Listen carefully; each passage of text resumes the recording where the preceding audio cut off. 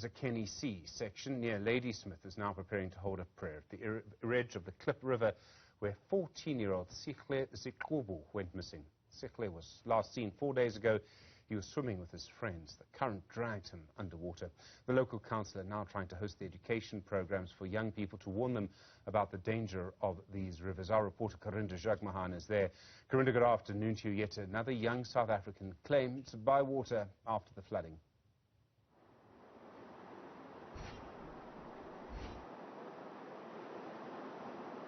Yes, it's a very tragic story here. Like you mentioned, that community here in Ezakheni is expecting to hold a prayer. Sihle Ziqubu went missing on the 14th of January. He was playing on the banks of this river, the Klip River, which runs through Ezakheni C section and runs also past Ladysmith. This is the same river that had overflowed, burst past its banks and flooded the town of the Ladysmith CBD. My colleague Ladysmith is showing you the current, the strength of the current. Now, we spoke to Sihle's mother, Sihle, earlier on right here, and she told us about how her son had come here to play with his friends.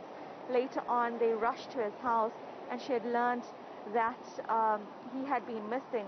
He had been apparently dragged underwater, presumably by the strength of this current, and after that, no one could find him. Stephen, I want to show you how strong this current is. Sbo will actually show you how it's actually, you can see the water, the murky water swirling about. One wouldn't be able to swim through that. You'd be dragged underneath, and this is presumably what happened to 14-year-old Sihle, described as an amazing, well-mannered boy who always helped his mother at home. He's one of 2 children. His mother has come to terms with the fact that she may not see her son alive again. But right now, she's hoping that at least somehow Sihle's body could be found so that she can find some closure by burying him as soon as possible. That's why they want to have this prayer this afternoon, really just hoping that somehow they can find some closure. We know so far that across the province, 25 people have died from the bouts of torrential rain and severe storms we have been seeing since December. There have been no fatalities recorded here in Ladysmith, and we know that Sihle is the one person that remains missing at this point. He was last seen on the 14th of January. That was 4 days ago. Going forward, though, the community now wants to try and also take up initiatives to have education programs for young people, for youth at their schools, to remind them about the dangers of playing in this water. It has been something we spoke about yesterday, where there were calls by the local and district municipality through their statements to warn people not to try and come into such waters, because as you can see, no one would be able to properly swim in this. Along with this, something that Sihle's mother described to Lile was that the water, it's quite thick, filled with mud because of the storms that we saw. So it would really drag a person beneath. One wouldn't be able to swim through the swirling water you're seeing, creating almost a riptide. And she explains that when Sihle went missing on the 14th of January, the water wasn't this high, but yet the current was still strong. However, over the past few days with the rain, the levels have increased, and thus she doesn't believe that he may be in this area anymore. We can see in the distance, you'll see debris caught in some of the trees there.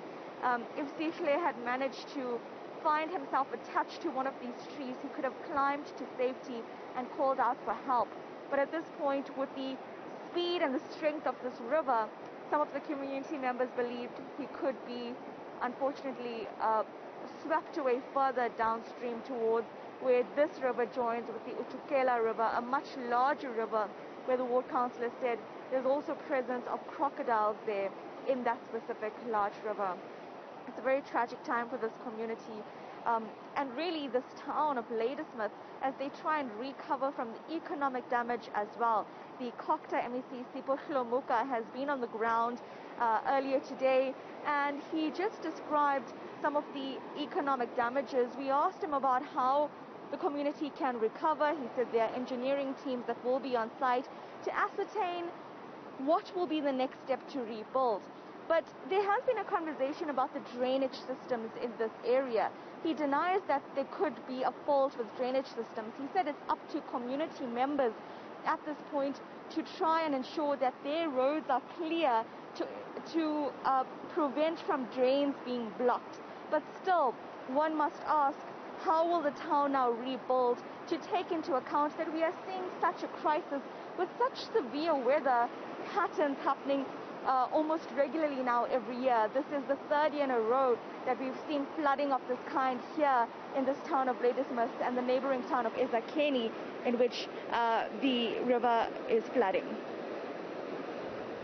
Karinda Jagmohan, thank you very much indeed for that live report. You can see, of course, from the water just how high it is, the way in which we're losing people because of the floods, also just because of what's happened over the last little while.